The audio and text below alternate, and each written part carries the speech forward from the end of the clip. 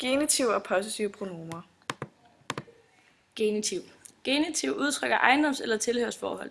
Genitiv kan bruges på to måder. Apostrofgenitiv med s-endelse og off-genitiv. Apostrofgenitiv med s-endelse. Når man tilføjer endelsen s i genitiv, skal man altid bruge en apostrof.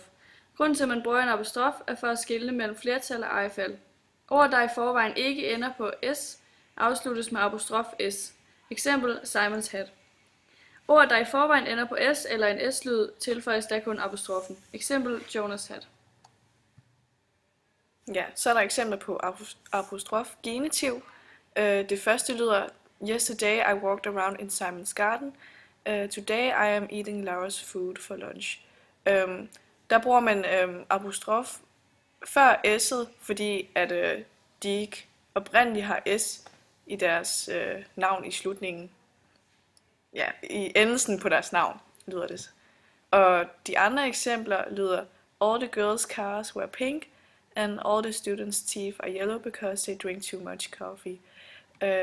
Der er apostrofet efter s'et, fordi ordet ender på s. Off-genitiv. Man benytter en omskrivning med off ved ting ved tidsbetegnelser, som har den bestemte artikel the foran sig, såsom årstider, måneder, datoer samt ved mål og grafiske betegnelser. Eksempel: The 9th of May. Floder og søer er en undtagelse fra denne regel. Her bruger man således ikke en omskrivning med off. Så er der nogle flere eksempler på off-genitiv. Simon was stuck at the top of the tree, og Caroline drinks a glass of milk and eats 2 pounds of sugar before she goes to bed. Ja, og så når vi til possessive pronomer. Det er ejestedord, som beskriver noget af ens eget. Ved possessive pronomer bruges der ikke apostrof, som der gjorde ved et genitiv. Subdels legemsdele beklædningsstande kræver possessive pronomen.